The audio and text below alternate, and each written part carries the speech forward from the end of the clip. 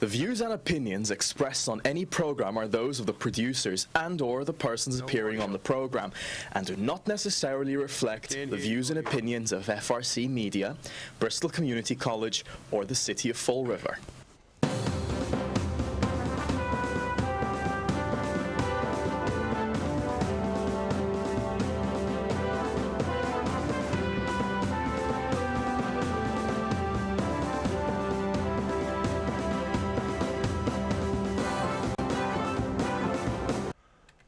Well, I don't hear any audio, so welcome to Spindle City Straight Talk. I'm Chip. And I'm CJ. And you're very low, too, so... Yeah, I'll have to address that when I get a chance. I guess we have audio problems. Welcome to live television. We've been having nothing but studio problems all day today. We had a power outage here at campus over the weekend. So because of that power outage, it created a situation, and we're trying to recoup right now. Well, you're still kind of like a just barely above a whisper, so okay. I'm not hearing you very, forcefully. So. Well, it's Monday, and here we are again. So another day in paradise. Hope everybody found all our Easter eggs yesterday, and nobody assassinated the Easter Bunny, and everybody had a nice day yesterday. So. Yeah, I want to break out, there was news yesterday that the founder of the EWTN network, Mother Angelica, passed away at 92 years old. She kind of stepped away back in 2006 after a stroke, and she is the first woman to have ever created and head a cable channel. And she brought that from a garage all the way up to a major network so that people could get their feed of their faith. And Mother Angelica did a very good job of that. And, my thoughts go out to her communities. She also actually founded a male Franciscan order in Alabama. So it was very interesting to see. I think it will be a great loss to the Catholic community and a great loss to the cable community as well. So I just wanted to reach out to our Catholic viewers and Christian viewers. But interestingly enough, she passed away on Easter Sunday, which I'm quite sure she would have been very happy with. Well, the audio is back. We actually had someone run into the studio and say this because he knew what he was doing.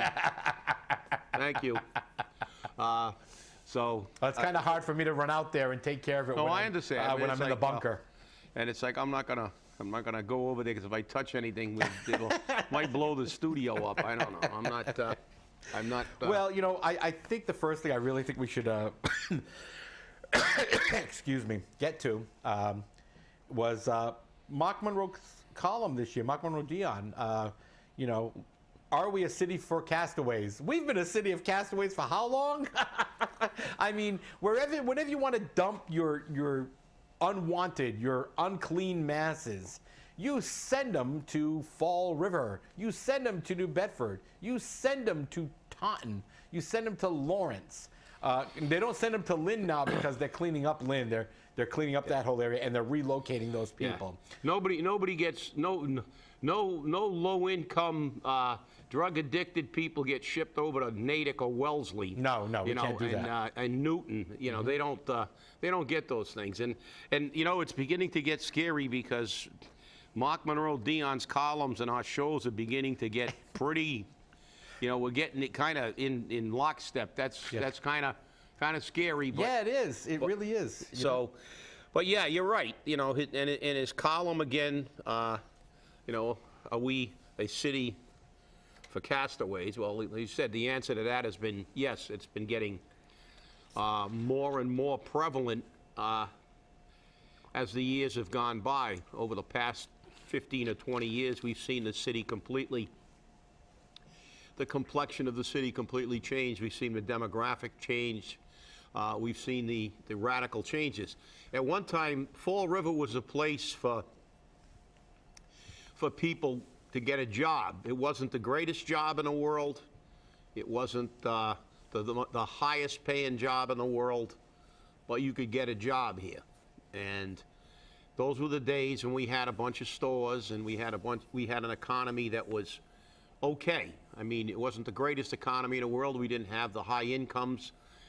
We didn't have the Gucci stores and you know, the Armani stores, but we had Empire Men's Shop, we had Sawyer's Men's Shop, we had clothing stores, we had nickel and dime stores, we had a lot of things. We had a lot of restaurants, varied restaurants, and it was a place where it was a blue-collar town, and that's nothing to be ashamed of. We had people who worked in the mill every day. They put in a hard day's work for not the greatest wages, but they got wages, and they spent those wages in the community.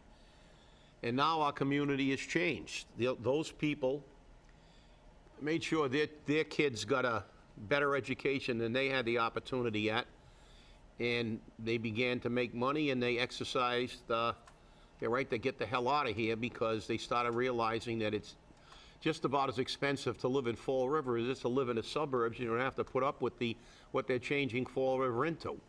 And again, even though they're trying to make excuses, that's not the way we meant it. We just meant that you people, you know, you can, that's exactly the way you meant it. You didn't want them at the Cape. You wanted to get rid of your problems and send them to places where you say, hey, they'll just blend in with the rest of the crews. I mean, it's the places that's who lives in that city. I mean, look at the statistics, and that's who lives in Lawrence and Lowell and Fall River and New Bedford. You know, we're considered the bottom of the barrel here, and there are a lot of people that take that personally, and they should, because you know, there are a lot of hardworking people still left here. There are people who care about this city and, you know, actually took pride in growing up here.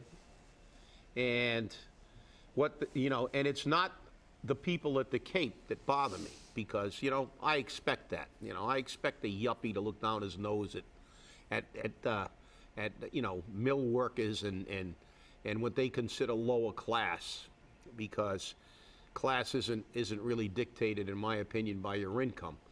But the fact is that it's when the people in our own community, our elected officials and our money men, make a conscious effort not only to keep it this way, but to make it worse by bringing more market rate housing, by coming up with ridiculous things like, oh, we can't do containerized shipping. Oh, why not? New Bedford did it.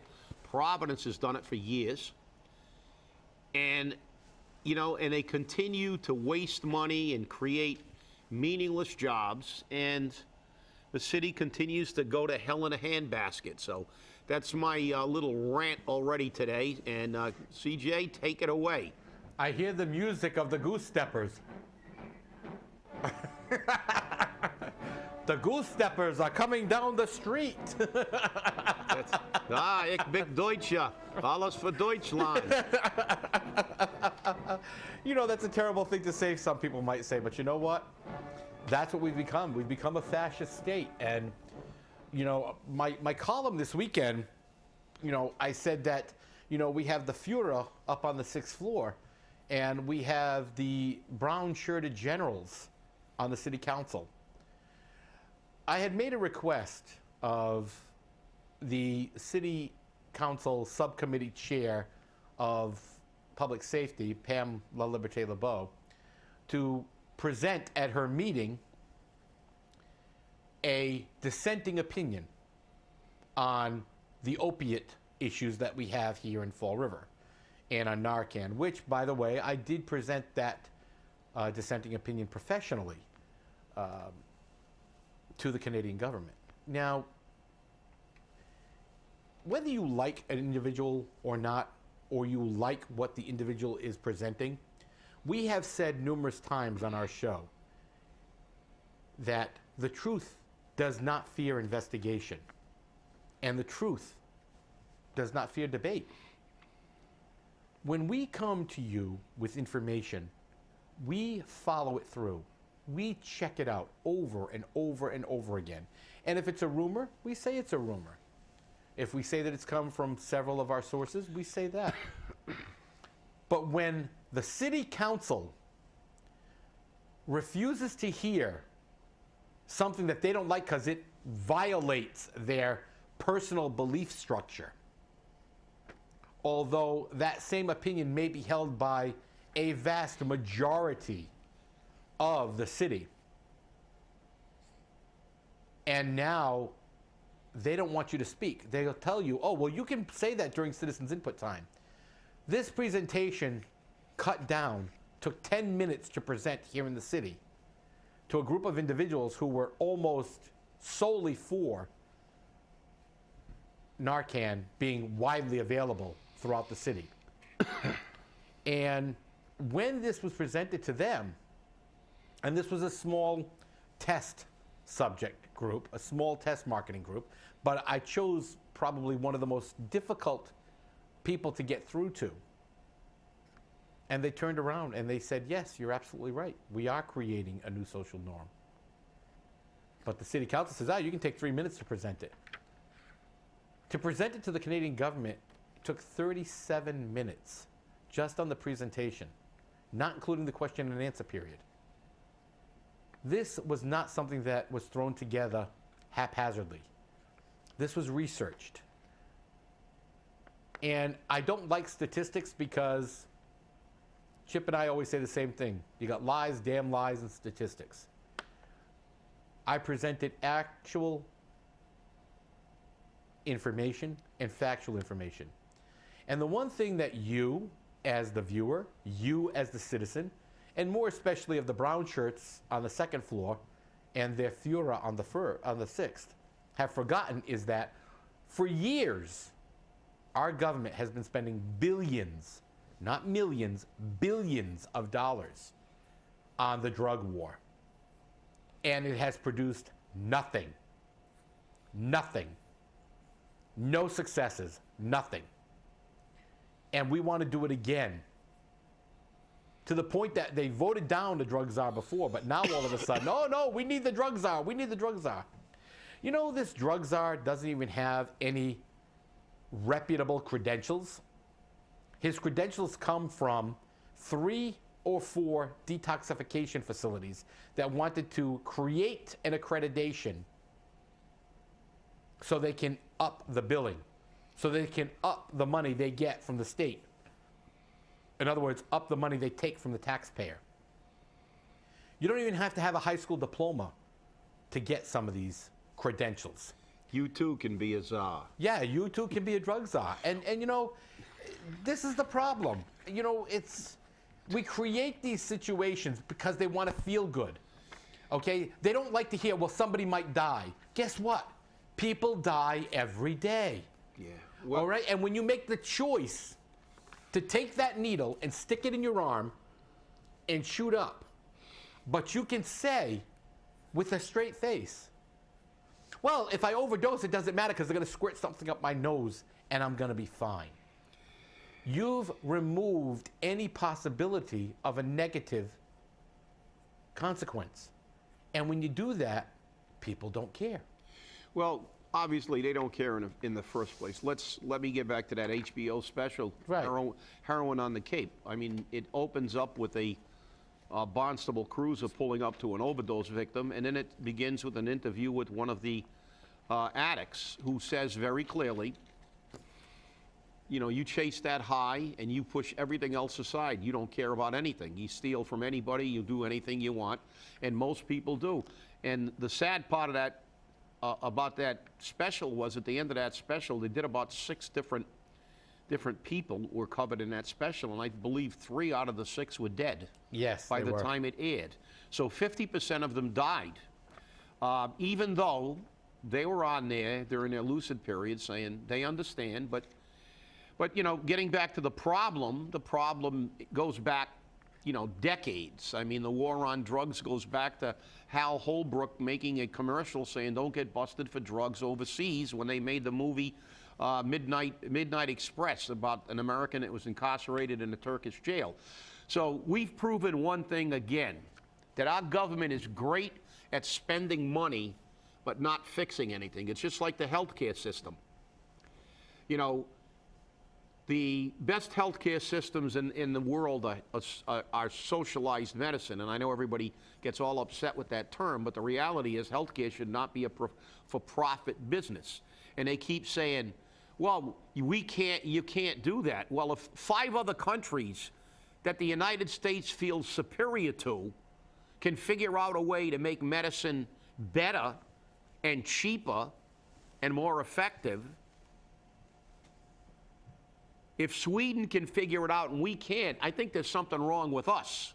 There's something major wrong. There's something major wrong. You know that we have some of the highest infant mortality in the industrialized and that's nations? The thing. We have the highest healthcare costs in the world, and we have one of the worst. Right. Granted, we do have some great hospitals like Mass General and some of these hospitals that, you know, but the thing is, if you take our overall healthcare statistics, against it, but they're facts, they're not statistics. I think last time I checked, we were 47th in the world in infant mortality. Right. I think 47th in the world. That means we're below some third world countries in infant mortality. So, I mean, you know, there you go again. And it's the same thing with drugs. And as Mr. Dion said in his column, and we said it, we were saying it before. And I believe we came right out of the gate saying the reason they're dumping all this money in is because of exactly that, money. They're finding money, and they've created a new growth industry, because now all the pharmaceutical companies, all the hospitals, all the rehabs, all the state programs, and all the new jobs they can create for their friends. And then we get the catch-22. Fall River wants to create a drug czar. Let's get them more services. And then Barnstable can say, hey, see, we told you we should send them all to Fall River. They got a drug czar over there. So they can handle our junkies better than we can. We don't want services because we don't want to deal with them. We want to get rid of them. So we're actually giving them an excuse, because every time we get a program, we create a market to send these people here. This is like a negative market. It's like having a business that ultimately results in your death. And this is what it's going to result in, the death of Fall River. And that's the reality of what we're doing. And you know something? I said it when the drug czar was first proposed. Stick the drug czar where the sun doesn't shine. We don't need one. We don't need any city-funded programs. There's enough damn money being spent on this now. We've got STAR. We've got more grants now and things available. We've already got enough, and enough is enough. I don't want another job for the mayor's buddy, because they can move the mayor's buddy into that position and give one of his other buddies the job they created for him when they couldn't get him to be drug czar. You know something? I don't want a drug czar. I don't want the city of Fall River to spend my tax dollars, and this is my opinion. I don't want one penny spent. There's enough money from the state and the feds on opiate addiction, and it's going to be as effective as the war on drugs has been, which means nothing. It's amazing how every other country in the world, some of the countries where most of these drugs are grown and produced, don't have the drug problem that the United States does. Has anybody ever thought critically about this and say, geez, you know something? Maybe this is all bullshit. You know, maybe they don't want to control this stuff. Maybe because police departments get their seizures, they get all kinds of grants, people get all kinds of jobs, there's all kinds of industries associated with this, like in a military-industrial complex. Maybe, you know something, maybe our great government doesn't want to fix this because it's another way for them to create money. Just like the military-industrial complex, they will, you know, Eisenhower, as the president, who was a general, the general of the armies during the Second World War, warned this nation, beware of the military-industrial complex. And look what happened. All those years later, The military-industrial complex has become so intertwined with our economy that we can't eliminate it. Because if we stop building planes and ships and things like that, half of the states in the United States would lose 20% of their workforce, and everybody'd be belly up. And you know something? The same thing has happened with drugs. The same thing's happened with health care. Why can't we control health care costs? We don't want to. You know how to cure the health care problem in this country? I'll tell you, and I've said it before. Give the congressman your health care plan. Take their beautiful plan they don't pay anything for in their lifetime pensions after one day in Congress, because they are the monarchy. They don't live like you and I. All these senators and congressmen that are sitting there pontificating about health care and Obamacare and banana care and who cares about what care. They don't have the health care we do.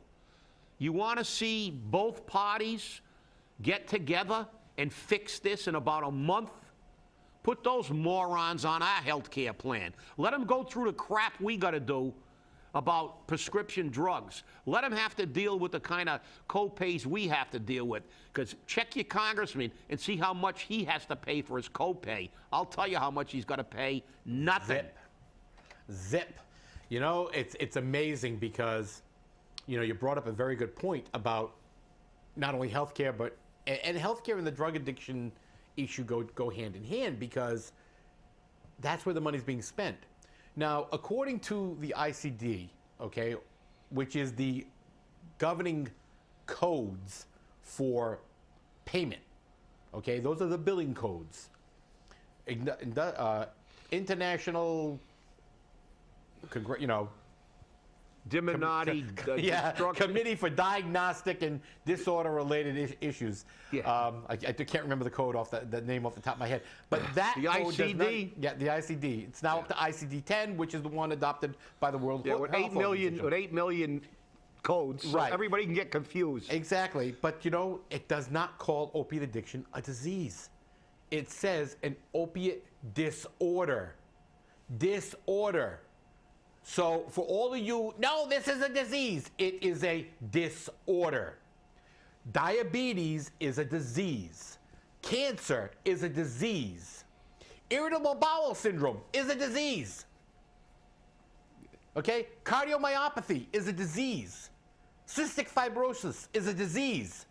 Do not equate alcohol or drug addiction to a disease. Yeah. It is not a disease. It is a symptom of a social problem. Well, there's no such thing as a voluntary disease, but psychologists make them. They create, they put these labels. And, you know, CJ, you know, I understand why the city council doesn't want you to speak, because, I mean, why the hell would they want to have someone who actually wrote a opinion, a minority opinion, or whatever you want to term it, or you know, or an opposing opinion for the entire nation of Canada?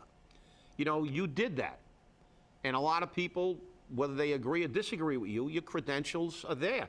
You wrote an opinion that an entire nation looked at, and a presentation that an entire nation had to see this presentation, and you did this, but the city of Fall River says, oh shit, put it in citizens input in 3 minutes. You know, the Canadian government gave you the time you needed, but the city of Fall River won't, and this is the problem, they won't take advantage of people who actually understand things and can give you an opinion that's not based on, I'm looking for a job, I'm trying to get more grants for my department. Or, you know, it's like, okay, you got a contrary opinion.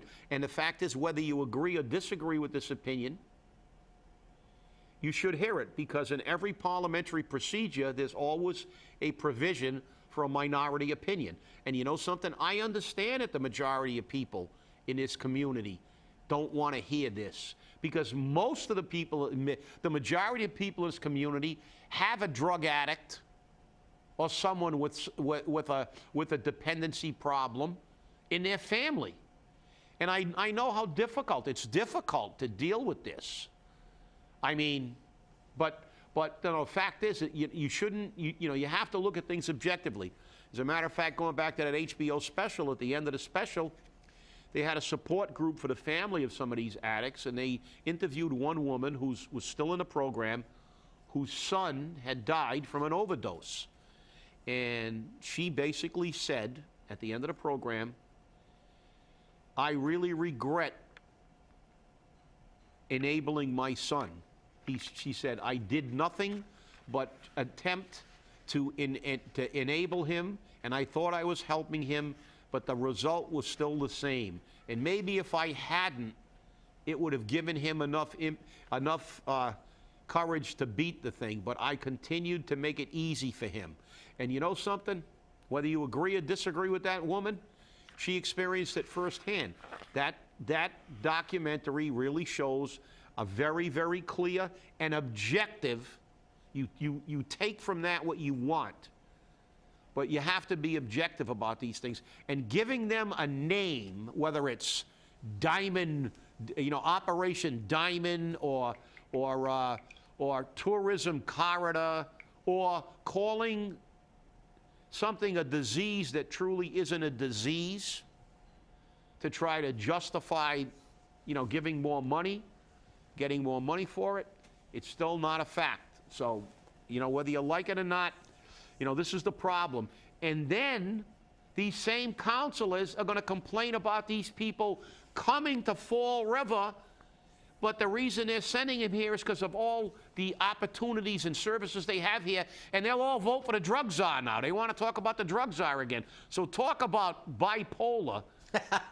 You guys had better get, I don't know how you can breathe. I'm going to put lithium into the water supply for them. But, this is our problem. Because, Stanley Street Treatment and Resources star, Nancy Paul's poster baby here, she created the program for alcoholism. It expanded and continues to expand because she keeps getting your tax dollars. Now, that is the place they get sentenced to. The judges sentence you there for drug treatment. But here's the real kicker. They have to have security there because the drug dealing that goes on there is amazing. They come in stoned. They go across the street for a cigarette, and when they go across the street for a cigarette, they make a buy or they make a sale. And it's going on right there. This is what you're bringing to Fall River City Council. You've created this monster, and you're enabling them. So I'm going to say something to you that you're going to hate. Every single death that happens from an overdose because of your enabling is your fault. It's your fault. Because if you didn't put the system in place to support them, to get help over and over and over again, but instead just drag them in, got them the help they needed. But remember, you cannot fix this. They have to. And until you accept that, you enable them to continue their behavior. And now that behavior is going to be so detrimental because guess what? They don't have a negative consequence. They don't have any possibility of quote unquote dying. Because somebody will show up and stick something up their nose and squirt the stuff in and they'll be fine. Oh, but, they may ultimately die. Right. I mean, eventually eventually they'll OD where somebody can't give them Narcan. But the fact is that what is the end result of that? The end result of that is millions and millions of dollars wasted, doing this thing and fundamentally keeping them alive until they ultimately overdose. So,